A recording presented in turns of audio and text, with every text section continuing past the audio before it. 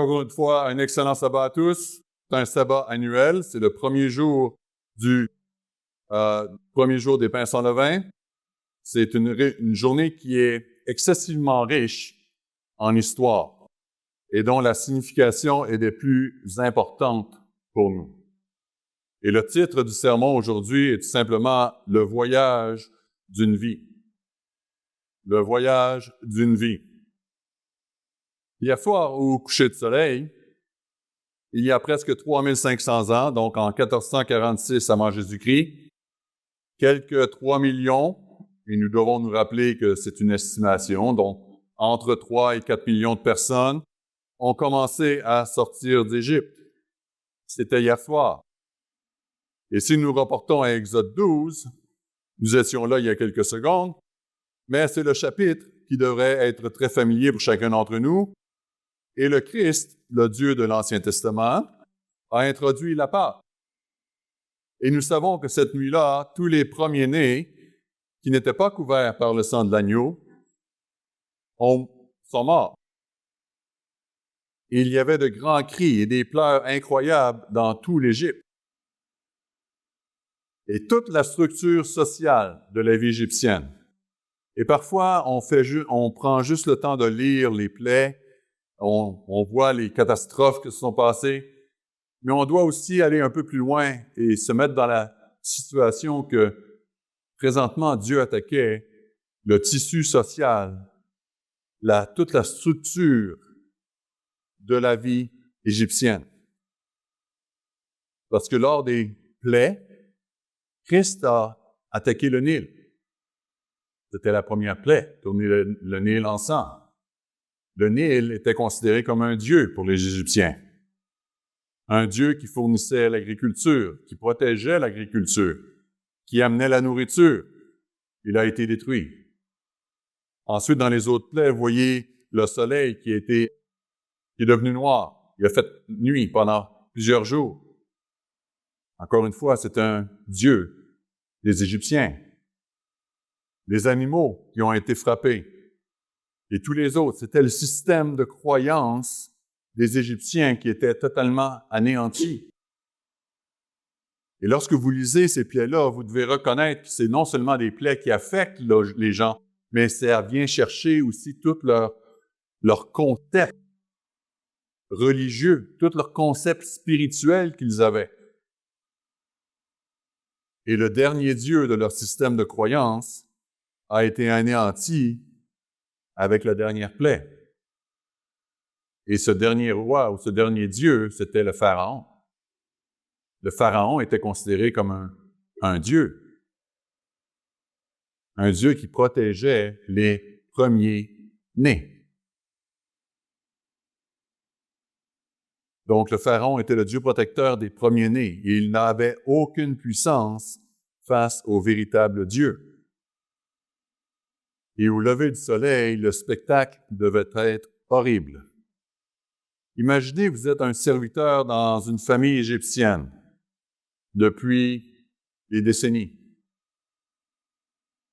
Peut-être vos parents ont servi cette famille, maintenant c'est vous, et peut-être vos enfants ont commencé à servir dans cette même maison.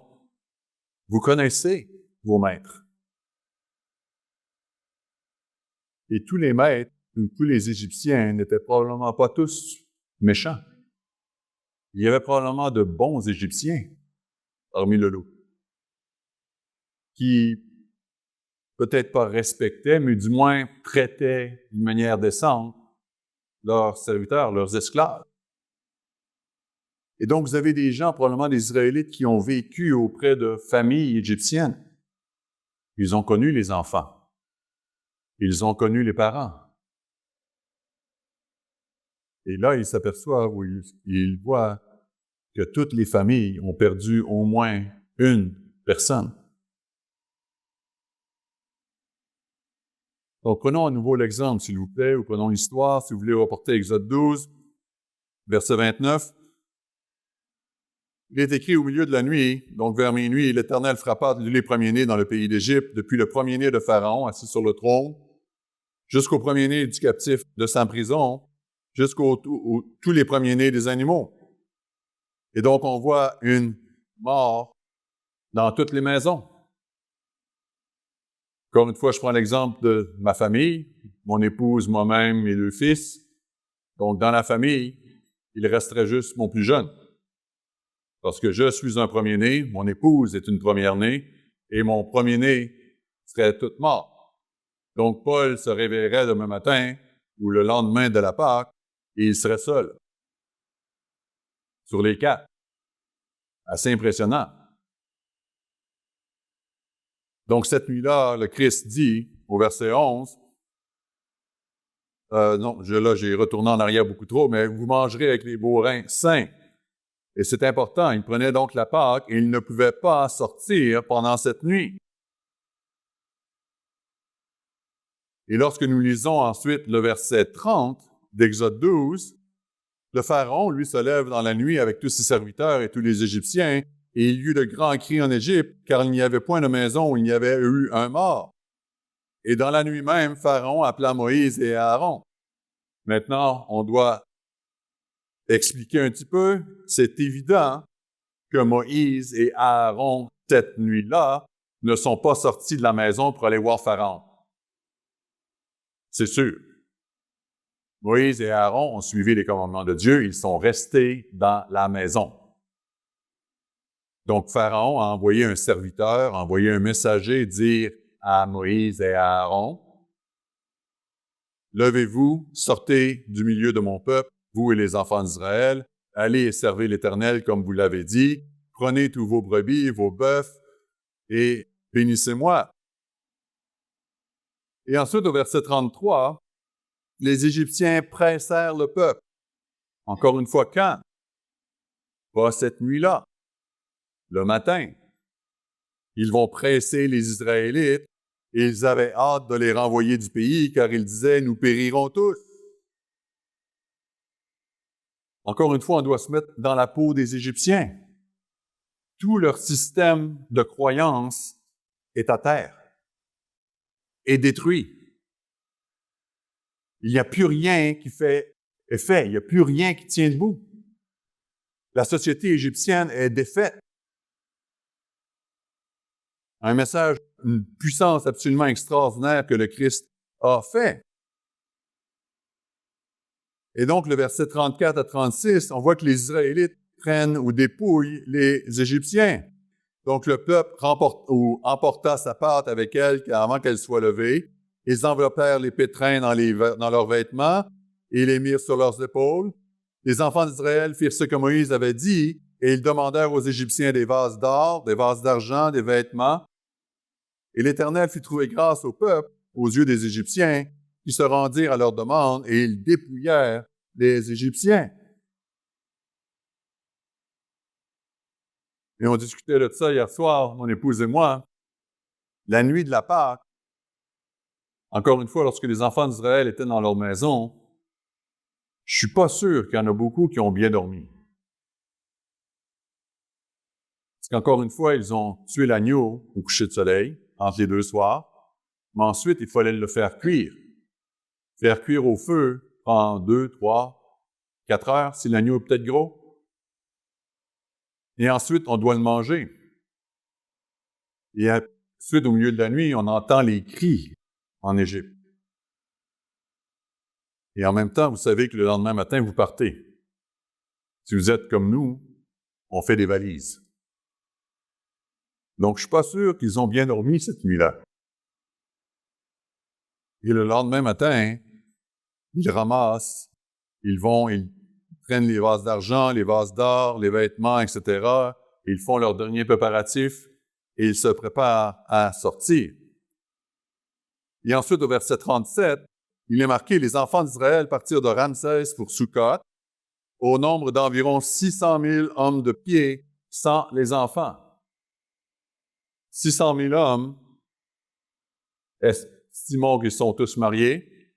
Donc, on a 600 000 femmes. On est rendu à 1,2 million, plus les enfants. Et ensuite, vous avez tous les troupeaux, les bœufs, les agneaux, peut-être des poules. Je ne sais pas si vous avez déjà sorti des vaches dans un enclos. ça marche pas très vite. C'est pas très pressé. Donc, c'est une procession qui est lente. Mais vous avez tous ces événements, tous ces gens, tous ces animaux qui sortent. Et ensuite, on a au verset 38 une précision qui dit « Une multitude de gens de toute espèce montèrent avec eux.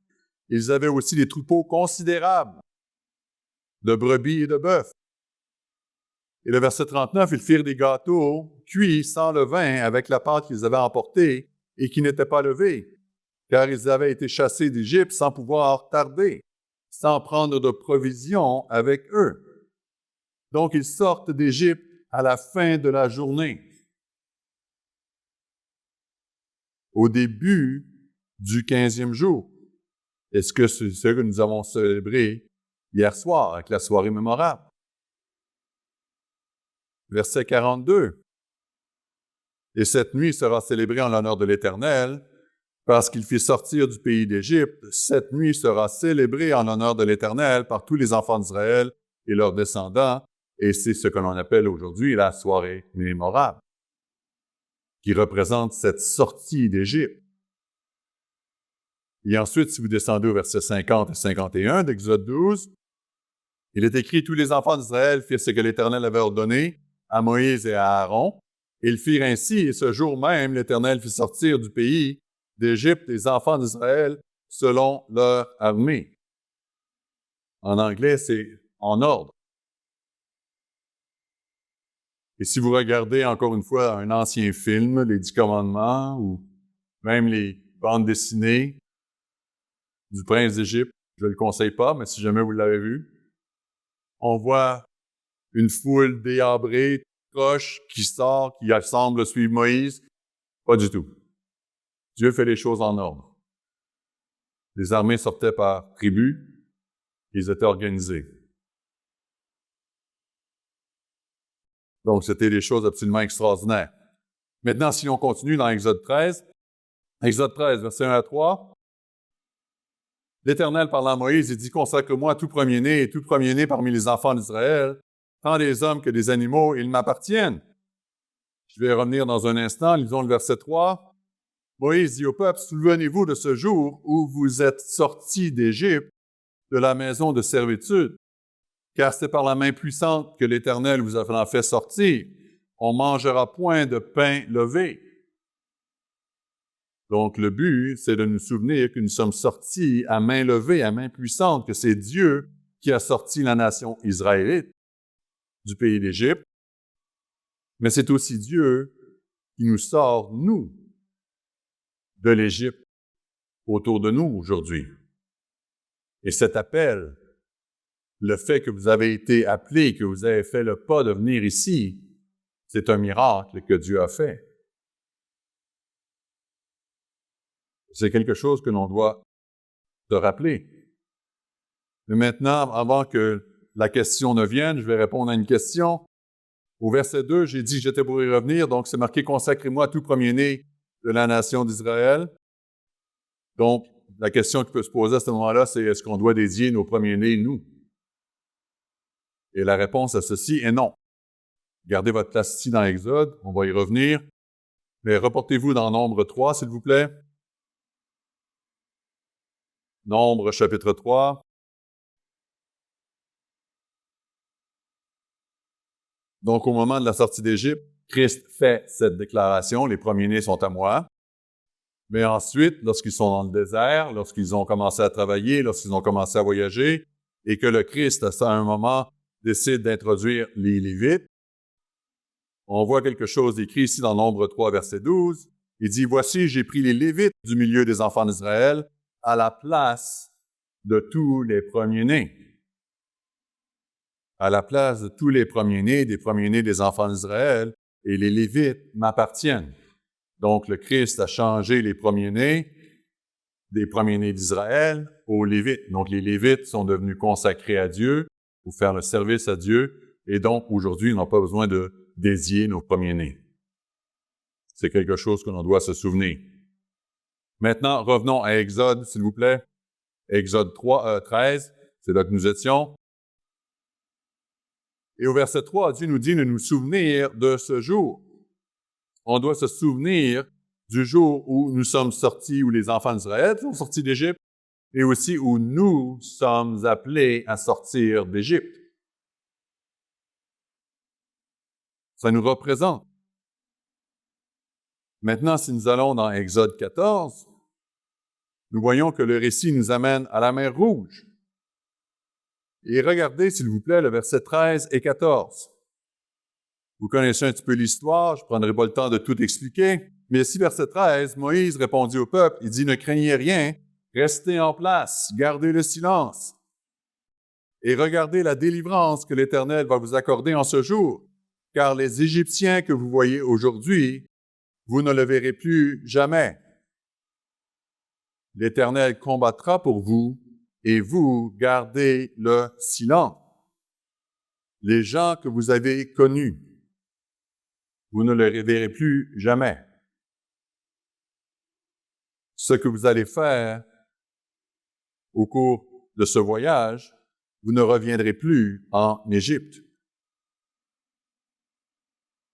Israël, en ce premier jour de la fête des pains sans levain, s'engage sur un voyage de toute une vie.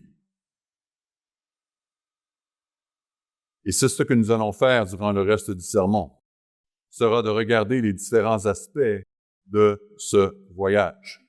Le Christ nous a appelés, nous fait sortir d'Égypte.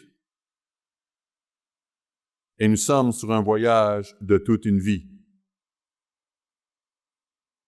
Le point numéro 1, nous allons regarder. Point numéro 1, ils ont mangé et ils ont préparé le départ rapidement. Revenons un petit peu en arrière dans Exode 12 et le verset 11. J'y ai mentionné juste quelques instants tout à l'heure. Et c'est marqué, « Quand vous le mangerez, vous aurez vos reins sains, vos souliers aux pieds et votre bâton à la main. Vous le mangerez à la hâte. » C'est la Pâque de l'Éternel. Ils ont mangé la Pâque avec les sandales aux pieds, le bâton à la main. Ce n'était pas une fête. C'était un acte solennel, un souper avec énormément de signification. Et si on se transporte au temps de Christ, le Christ mentionne exactement la même chose. Reportez-vous dans Luc 22, s'il vous plaît.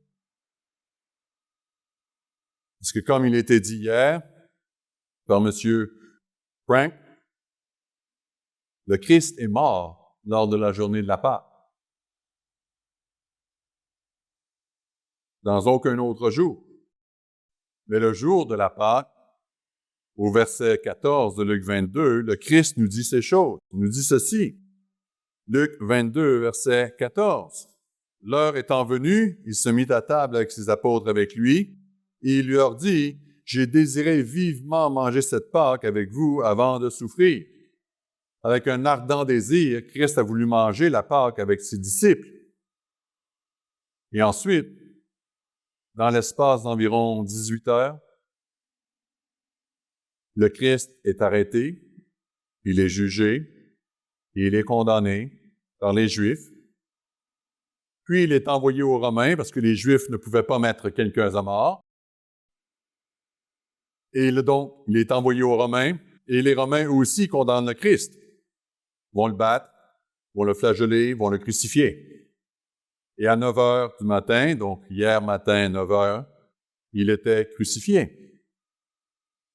Ensuite, à midi, hier, il a commencé à faire noir, et à 15 heures, hier après-midi, le Christ fut tué par un coup de lance dans le côté.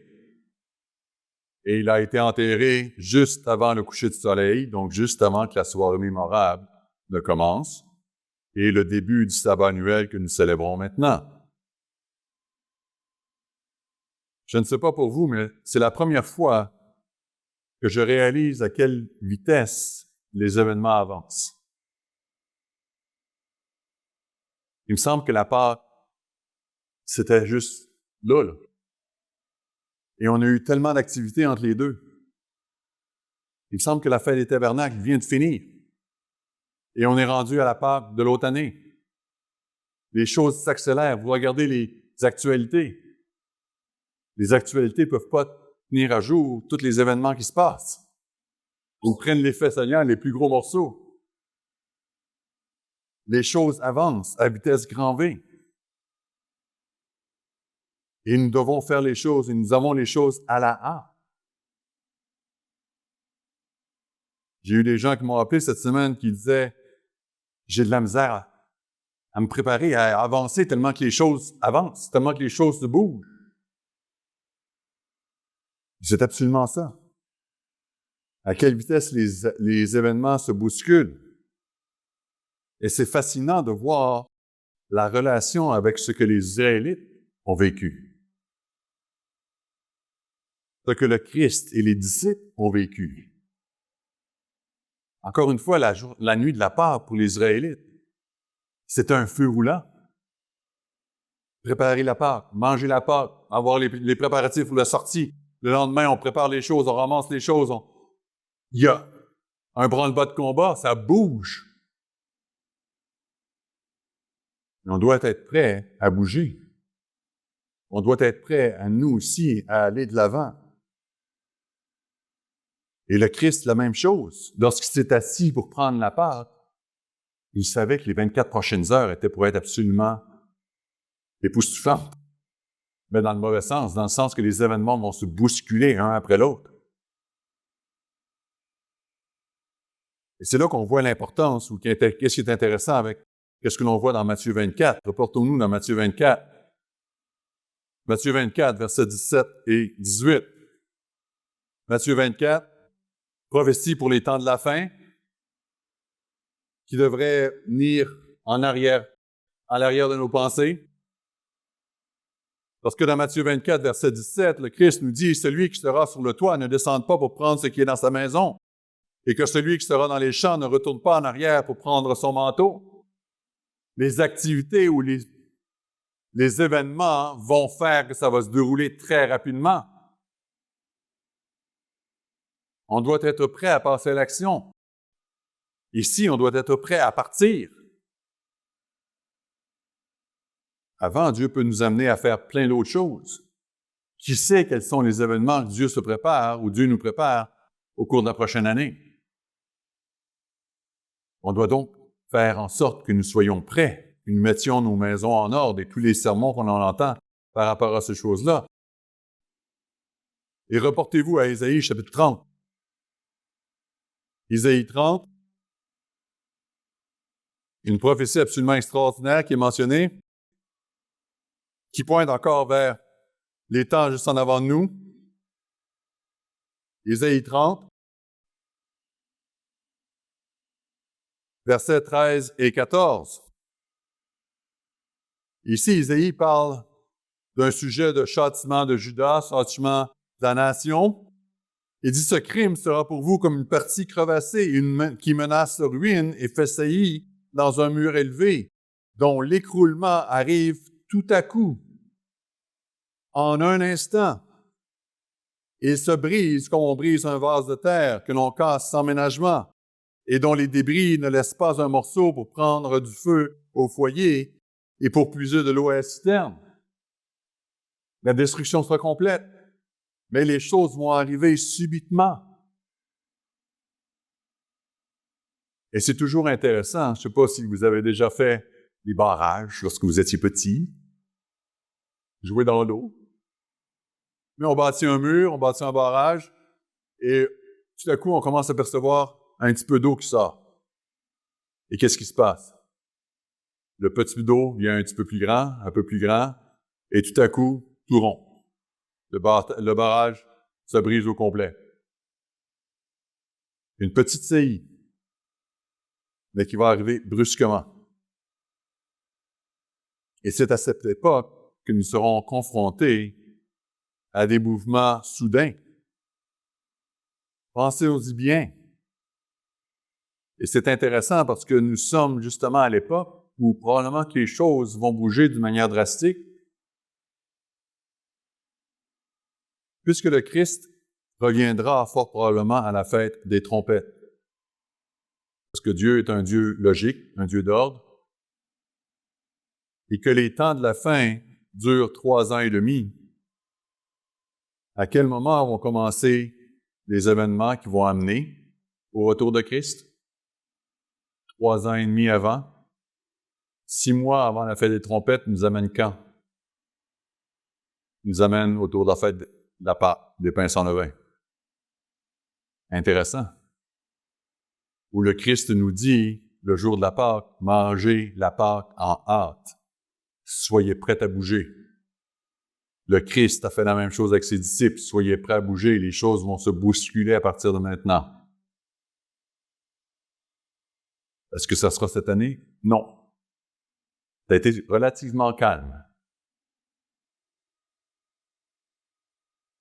Mais qui sait qu'est-ce qui va arriver l'année prochaine ou l'année d'après?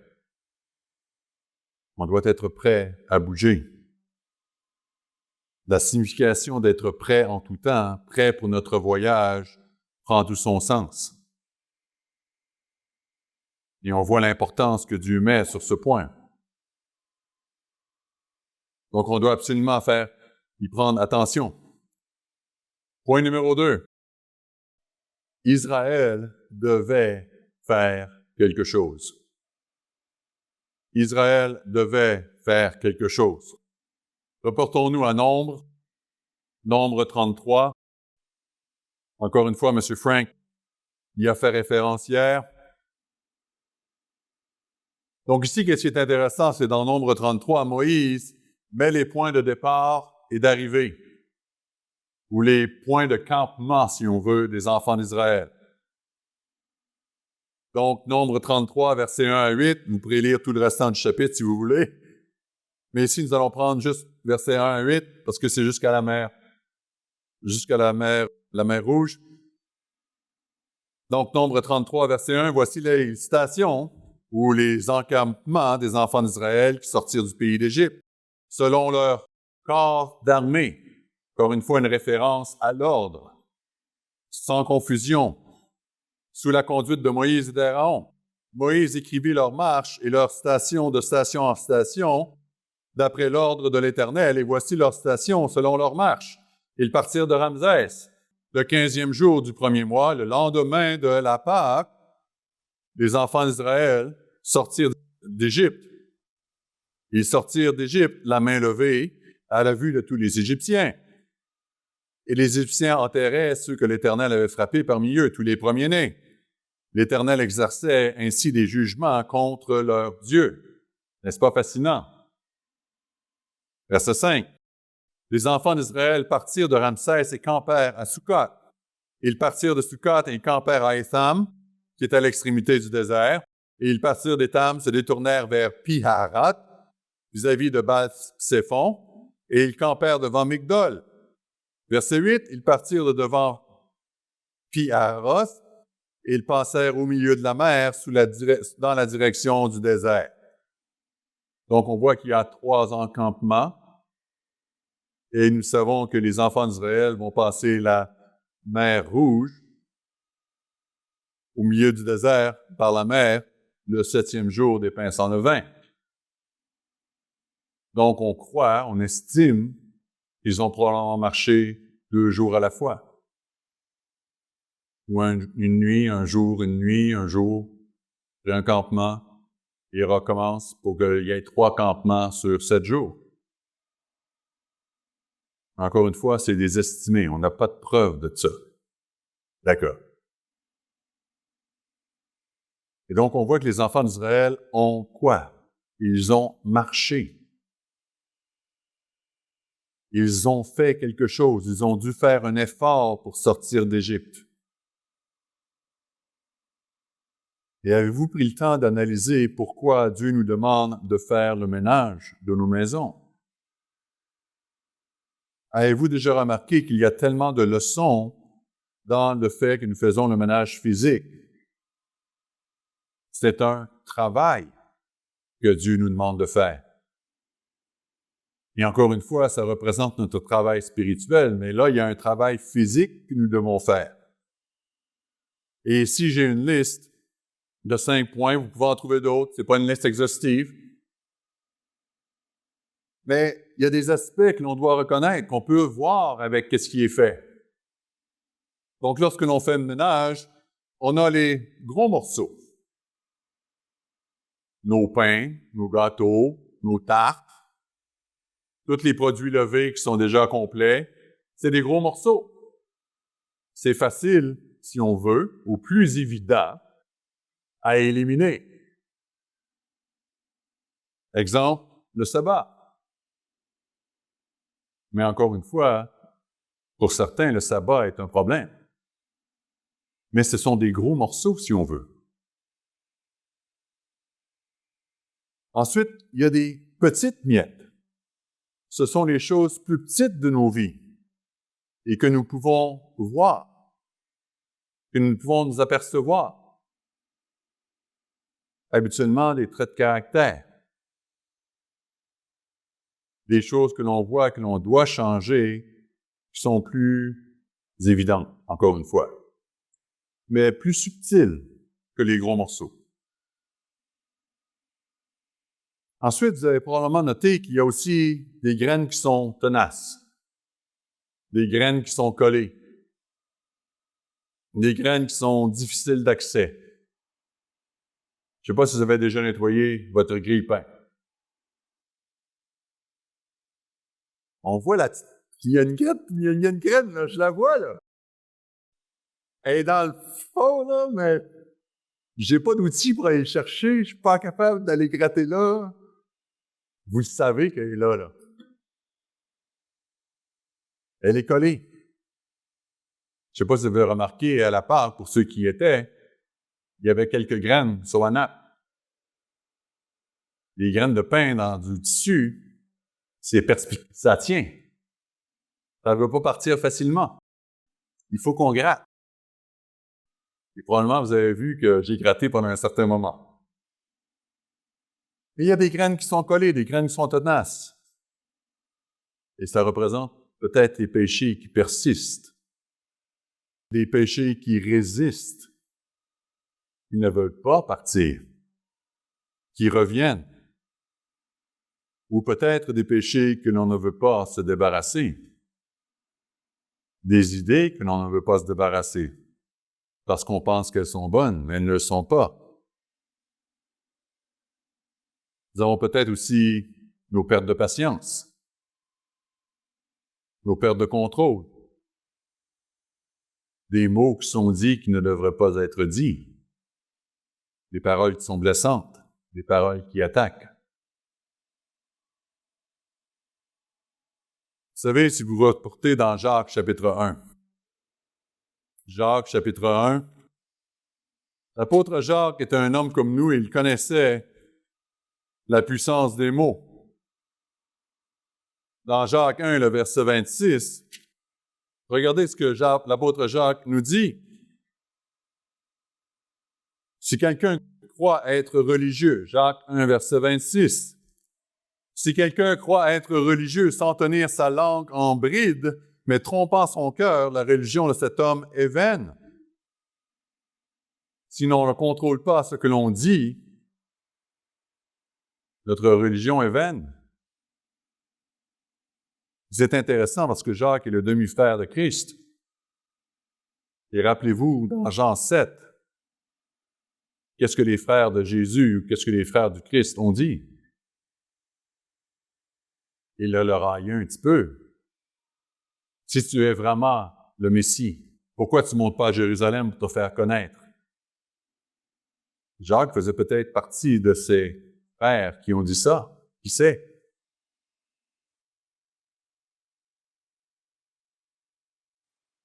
Et je crois que je peux dire, sans aucun doute, que qu'est-ce que Jacques nous décrit ici est le combat de tous et chacun à tous les jours de notre vie. Et si vous reportez dans Jacques chapitre 3, juste un peu plus loin, 2 chapitres plus loin, au début du chapitre, Jacques 3, versets 2 à 5, qu'est-ce que Jacques nous mentionne à ce moment-ci? Il dit, « Nous bronchons tous de plusieurs manières. Si quelqu'un ne bronche point en parole, c'est un homme parfait, un homme complet, capable de tenir tout son corps en bride. Si nous mettons le mort dans la bouche des chevaux pour qu'ils nous obéissent, nous dirigeons ainsi leur corps tout entier. Voici même les navires qui sont si grands et que poussent de vents impétueux. Encore une fois, on était au temps de voile. Il n'y avait pas de moteur mécanique dans le temps. Donc, poussés par les vents et qui sont dirigés par un très petit gouvernail au gré du pilote. Si vous regardez tous les gouvernails aujourd'hui des bateaux, c'est tout petit en comparaison avec le navire. Si vous n'avez jamais fait du canot, vous savez très bien que votre aviron peut diriger le canot. C'est un gouvernail. Et donc, verset 5, de même, la langue est un petit membre et elle se vante de grandes choses. Mais comme un petit feu peut embraser une grande forêt, la langue aussi est un feu. Et c'est le monde de l'iniquité. Nous devons faire quelque chose. On doit sortir du péché. Et les graines tenaces, on doit s'en débarrasser aussi. Un quatrième aspect de se débarrasser du levain. Pourquoi Dieu utilise le levain pour nous faire penser au péché? Point numéro 4, si on veut, de ce côté-là, ou le point D, parce qu'on est déjà dans des points, on est dans le point numéro 2, mais la quatrième version des graines. Il y a des graines que nous ne voyons pas. Des graines que nous ne voyons pas. Et c'est intéressant parce que Dieu avait même prévu des sacrifices pour cela. Retournons dans Lévitique, chapitre 4. Lévitique, chapitre 4. Vous voyez dans Lévitique 2, 3, 4, des différents holocaustes, sacrifices qui sont offerts. Mais regardez ici ce qui est décrit dans Lévitique 4, versets 2 et 4 pour commencer. Lévitique 4, verset 2, parle aux enfants d'Israël et dit, « Lorsque quelqu'un péchera involontairement contre l'un des commandements de l'Éternel en faisant des choses qui ne doivent pas se faire, si ce sacrificateur ayant reçu l'onction qui a péché, il a rendu pour là le peuple coupable, il offrira à l'Éternel pour le péché qu'il a commis un jeune taureau sans défaut. » Verset 4. Il amènera le taureau à l'entrée de la tente d'assignation devant l'Éternel et il posera la main sur le taureau et il l'égorgera. Donc, il y a un sacrifice qui est payé. Maintenant, descendons au verset 13. Verset 13 de Lévitique 4. C'est toute l'assemblée d'Israël qui a péché involontairement et sans s'en apercevoir. Un péché par omission. On ne voit pas.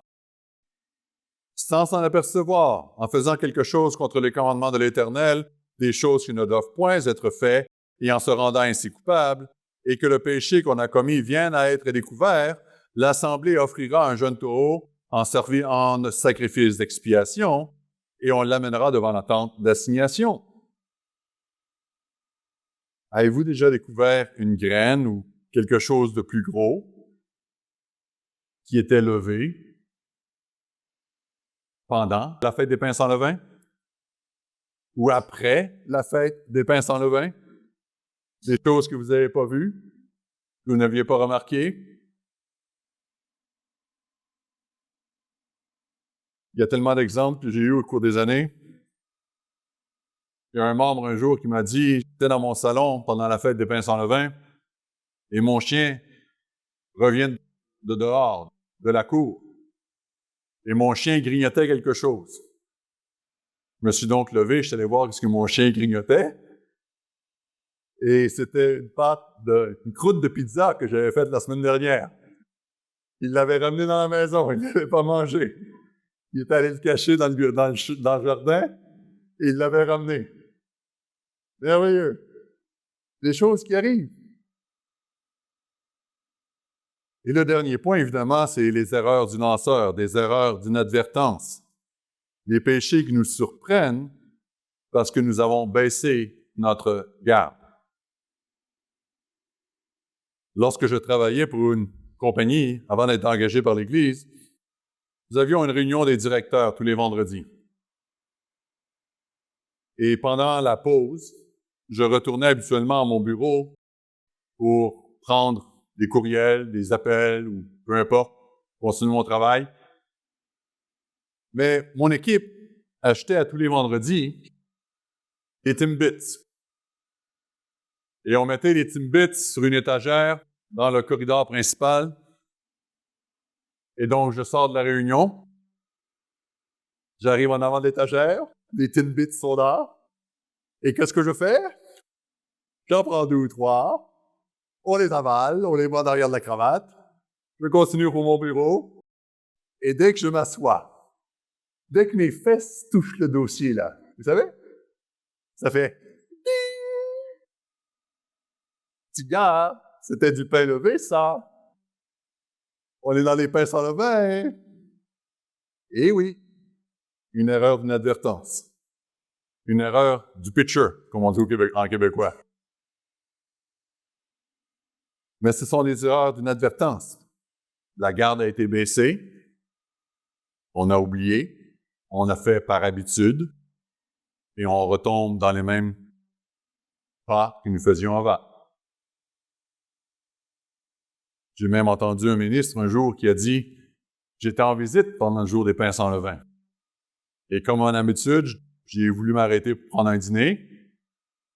J'ai arrêté à mon restaurant préféré, McDo. Il s'est pris un beau hamburger. Il a mangé le hamburger au complet. Et lorsqu'il considère à sa prochaine visite, il a dit « Ah, brillant, joli, merveilleux. On est dans les jours des pains sans levain. » Et donc, ce sont des choses qui arrivent. Donc, on doit garder notre tête et ne pas baisser la garde. Et ne pas retomber dans nos habitudes. Et donc, on voit que les graines, les pains levés, Dieu utilise ces symboles-là pour nous représenter qu'est-ce que nous devons faire au niveau spirituel. Des leçons absolument extraordinaires. Donc, le point numéro 2, c'était les Israélites. Comme nous, aujourd'hui, avons quelque chose à faire. Nous devons changer notre vie. Nous devons marcher hors d'Égypte. Point numéro 3. Les enfants d'Israël ne savaient pas ce que le voyage représentait. Les enfants d'Israël ne savaient pas ce que le voyage représentait. Ils savaient que la fin de ce voyage était pour être une terre promise. Mais ils ne se doutaient absolument pas des multiples péripéties que cela était pour impliquer. Dieu leur a montré quel était son sabbat. Vous avez ça dans Exode 16. Vous pourrez lire ça à la maison. Dieu leur a donné des épreuves pour les tester, voir leur réaction. Et la réaction des Israélites ne fut pas bonne. Pas bonne du tout. Au point où le Christ a dû, car nous servons un Dieu de conséquence, Dieu a dû les laisser mourir ou mourir la première génération dans le désert. Et toute une génération a dû passer. Et maintenant, reportons-nous à Deutéronome 5. Un voyage, un périple extraordinaire qui aurait pu être très court, mais qui a duré 40 ans. Et dans Deutéronome 5, le verset 29, Deutéronome remémore ou rappelle les commandements, les lois de Dieu, parce que nous avons la deuxième génération qui, elle, s'apprête à rentrer en terre promise.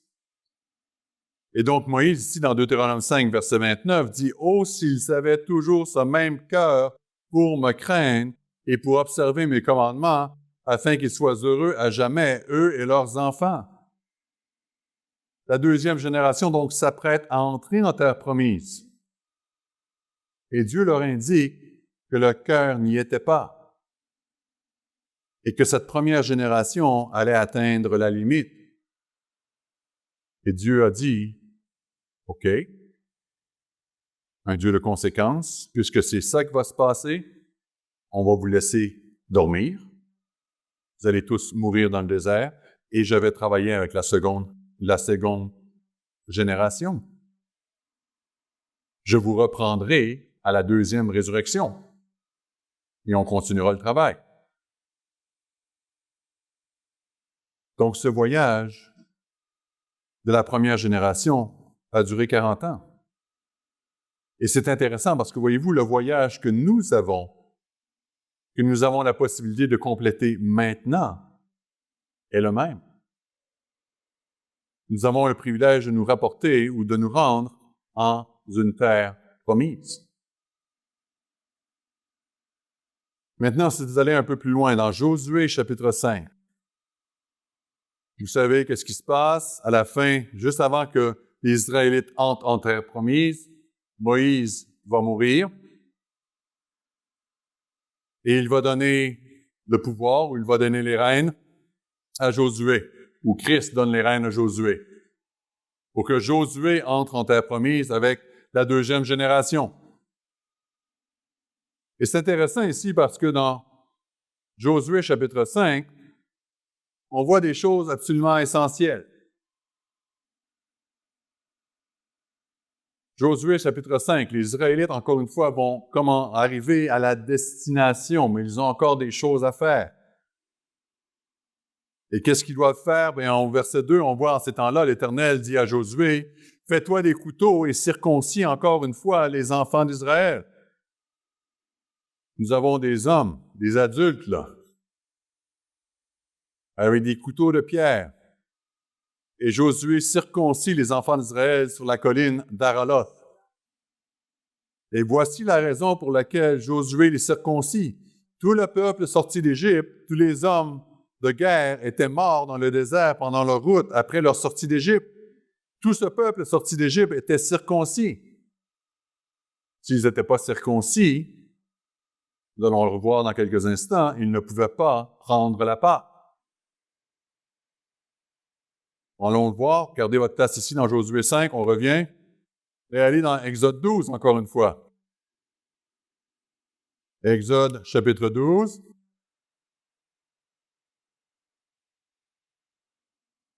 Exode 12, versets 43 et 44. L'Éternel dit à Moïse et à Aaron, « Voici une ordonnance au sujet de la Pâque. Aucun étranger n'en mangera. Tu circonciras tout esclave à qui a pris d'argent, alors il en mangera. L'habitant et le mercenaire n'en mangeront point. » Donc, on doit être circoncis. Descendons au verset 47 à 49. Toute l'assemblée d'Israël fera la Pâque. Si un étranger en séjour chez toi veut faire la Pâque de l'Éternel, tout homme de sa maison devra être circoncis. Alors, il s'approchera pour la faire et il sera comme l'indigène, mais aucun incirconcis n'en mangera. Donc, on revient à Josué chapitre 5. Donc, tout ce peuple était circoncis, mais tout le peuple né dans le désert, pendant la route, n'avait pas été circoncis. Car les enfants d'Israël, verset 6, avaient marché pendant 40 ans dans le désert jusqu'à la destruction de toute la nation des hommes de guerre qui étaient sortis d'Égypte et qui n'avaient point écouté la voix de l'Éternel. Et donc, verset 7, ce sont les enfants qu'il établit à leur place et Josué les circoncis car ils étaient incirconcis, puisqu'on ne les avait point circoncis pendant la route. Et lorsqu'il eut achevé de circoncire toute la nation, ils restaient à leur place dans le camp jusqu'à leur guérison. Et je comprends absolument qu'est-ce que Josué voulait dire. Je suis pas sûr que me faire circoncire à 50 ans, j'aurais le goût de marcher le lendemain matin. J'aimerais bien qu'on attende que ça guérisse. Mais ensuite, verset 9, c'est marqué, l'Éternel dit à Josué, « Aujourd'hui, j'ai roulé de dessus vous l'opprobre de l'Égypte, et il y eut en ce lieu un nom de Gilgad jusqu'à ce jour. Et les enfants d'Israël campèrent à Gilgad, et ils firent quoi? Ils célébrèrent la Pâque le 14e jour du mois sur le soir, donc entre les deux soirs, dans les plaines de Jéricho. Donc on voit ici une chose importante. Ils prennent la Pâque le 14 de Nissan. Et maintenant, regardez le verset 11. Il est marqué, ils mangèrent du blé du pays le lendemain de la Pâque, des pains sans levain ou du grain rôti. Ils en mangèrent ce jour même. Et la manne cessa le lendemain de la Pâque. Et les enfants d'Israël n'eurent plus hâte de manne à partir de ce moment-là. Ils ne mangèrent plus, ou ils mangèrent des produits du pays de Canaan cette année-là. Donc au verset 11, on voit qu'ils ont mangé du produit du pays le jour suivant. Qu'est-ce que cela nous dit? Eh bien, cette référence à manger du grain rôti au verset 11 fait référence à une cérémonie spéciale qui avait été donnée et que nous devons comprendre. Remarquez quelque chose d'important que nous voyons ici dans Josué 5. Donc, ils ont pris la Pâque et le lendemain, ils ont pu manger des grains rôtis. Quelle est la signification de ces versets? Encore une fois, gardez votre place ici et reportons-nous à Nombre. Nombre, Lévitique. Lévitique 23. J'ai passé dans Nombre alors que je disais le verset, c'est pas une bonne idée. Lévitique 23. Lévitique 23. Et encore une fois, M. Frank y a fait référence hier. Mais le mettre en contexte avec qu'est-ce qui se passe avec Josué nous permet d'expliquer quelque chose d'important. Lévitique 23 et le verset 9. On est au désert, on est 40 ans avant. Et ici, l'Éternel, Christ, parle à Moïse et dit, parle aux enfants d'Israël, et tu leur diras, quand vous serez entrés dans le pays que je vous donne, quand vous serez entrés en terre promise, et que vous y ferez la moisson, vous apporterez au sacrificateur une gerbe prémisse de votre moisson. Il agitera du côté et d'autre la gerbe devant l'Éternel afin qu'elle soit agréée, et le sacrificateur l'agitera de côté et d'autre, quand? Le lendemain du sabbat. Et ici, vous pouvez mettre entre parenthèses sabbat hebdomadaire. Ensuite, verset 12, vous avez le sacrifice comme tel avec le verset 13. Descendons au verset 14. C'est marqué, vous ne mangerez.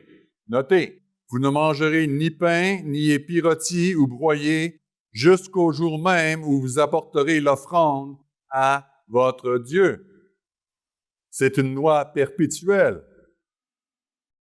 Donc, Dieu ordonne ici quelque chose d'important. Lorsque vous allez entrer dans le pays, dans la terre promise, Josué était dans les plaines de Jéricho, en terre promise.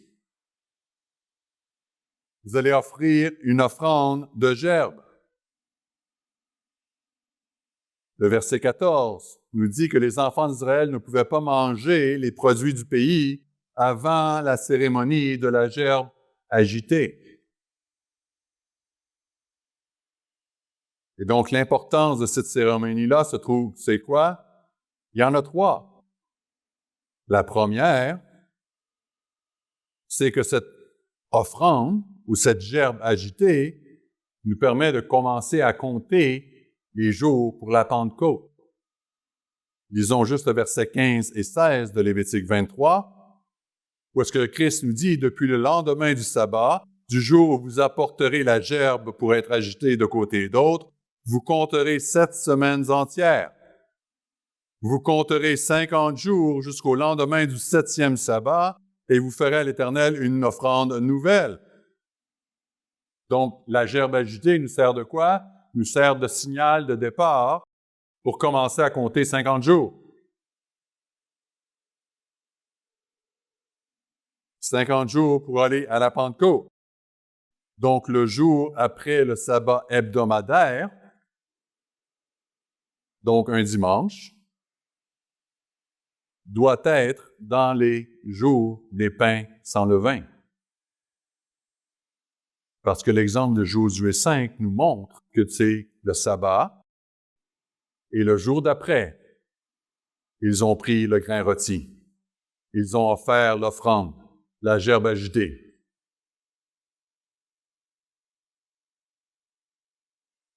Et c'est important que l'on comprenne cela. Parce que sans ça, on ne sait pas quand commencer le compte pour les jours de la Pentecôte. Et c'est important. Parce que voyez-vous, les Juifs, entre autres, ne prennent pas ce sabbat-là.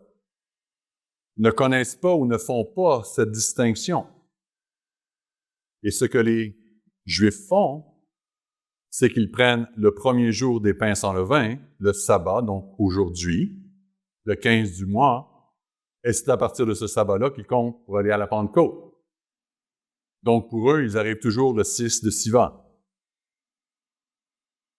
Mais nous savons que nous bougeons, parce qu'on ne se base pas sur un sabbat annuel, mais on se base sur un sabbat où le dimanche va arriver dans la fête des pains sans levain.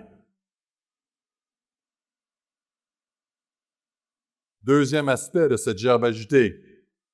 Cette cérémonie, M. Frank l'a noté hier, pointe à Christ. Et c'est pour ça que nous avons vu hier dans le message, mais nous allons nous reporter pour être sûr que ça rentre. Reportez-vous à Jean chapitre 20. Jean chapitre 20.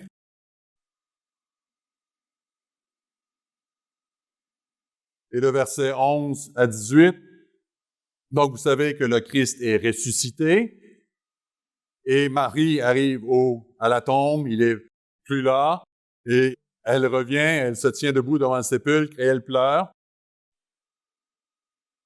Et ensuite, vous descendez un peu plus loin, verset 15, et Jésus lui dit, « Femme, pourquoi pleures-tu? Qui cherches-tu? » Et elle, pensant que c'était le jardinier, lui dit, « Seigneur, si c'est toi qui l'as emporté, parce qu'elle ne croyait pas à la résurrection encore. » Elle n'avait entendu parler, mais ça n'avait pas rentré. Parfois, la réalité est plus dure à accepter que qu'est-ce qu'on se fait dire. Donc, verset 15, elle pense que c'est le jardinier.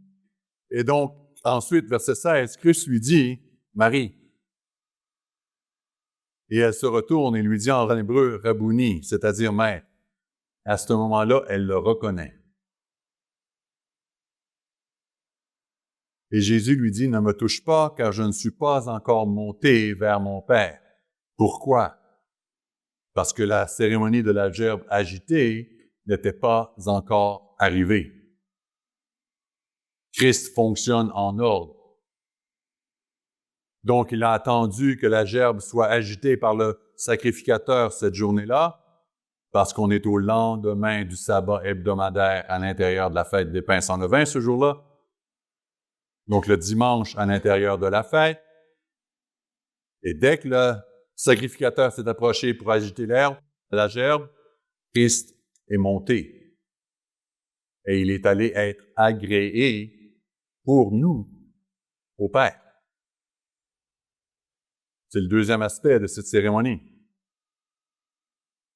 Et le troisième aspect de cette cérémonie, encore une fois, si vous revenez dans Lévitique 23, le verset 14, nous voyons quoi? Nous voyons que les Israélites ne pouvaient pas manger de la nouvelle récolte. Prenons le temps de lire le verset 14 encore une fois. Vous mangerez ni pain, ni épis rôtis ou broyés, jusqu'au jour même où vous apporterez l'offrande à votre Dieu. Donc, le troisième aspect de cette cérémonie, c'est qu'elle devait être offerte, et ensuite, ils pouvaient manger de la moisson, des fruits du pays de la terre promise. Donc, si on revient à Josué chapitre 5, mettons les choses ensemble. Et je vais ralentir un peu pour que vous puissiez vraiment comprendre les choses. Donc, revenons à Josué chapitre 5 et le verset 10. Il est marqué à la fin du verset 10, « Ils célèbrent la Pâque le 14e jour du premier mois sur le soir dans les plaines de Jéricho. » Premier aspect. Deuxième aspect, verset 11, « Ils mangent du blé du pays le lendemain de la Pâque. » Donc, cela signifie quoi? Cela signifie que lorsqu'ils entrent en terre promise, lorsqu'ils font la Pâque en terre promise, la Pâque cette année-là était un sabbat hebdomadaire. Et que le lendemain de la Pâque, ils ont offert la gerbe agitée. Donc la Pâque, encore une fois, est un sabbat hebdomadaire et le premier jour de la fête des pains sans levain était un dimanche. Exactement comme cette année. Nous avons eu la Pâque quand? La Pâque était un samedi. Et le premier jour des pains sans levain était un dimanche. Aujourd'hui. Donc, si nous étions en Israël, si vous étiez parmi les tribus d'Israël qui étaient dans la plaine de Jéricho à ce moment-là, la gerbe agitée aurait été offerte ce matin et vous auriez pu manger du fruit de Canaan aujourd'hui. Donc, on a un exemple parfait aujourd'hui de qu'est-ce que ça représente. On le vit. Et donc, le décompte pour la fête de la Pentecôte se déroule quand? On commence aujourd'hui. Le dimanche à l'intérieur de la fête des pains sans levain et dans 50 jours, dans 7 sabbats plus une journée, 50, vous allez arriver le 1er juin. Donc, la Pentecôte cette année, le 1er juin. Et non pas une semaine plus tard, si on prend le dimanche prochain. Voyez-vous l'importance de comprendre le voyage dans lequel nous sommes? Donc, frères et sœurs, nous réalisons aujourd'hui, on doit réaliser de plus en plus, que l'on répète une histoire qui a été vécue. Et on voit un voyage qui a été effectué par de multiples autres individus. Et nous sommes appelés à faire exactement la même chose. Quelle opportunité absolument formidable que nous avons de pouvoir réaliser tous les détails, de pouvoir apprendre toutes les leçons qui nous sont données et d'avoir le privilège sans mesure d'avoir entrepris un voyage de toute une vie.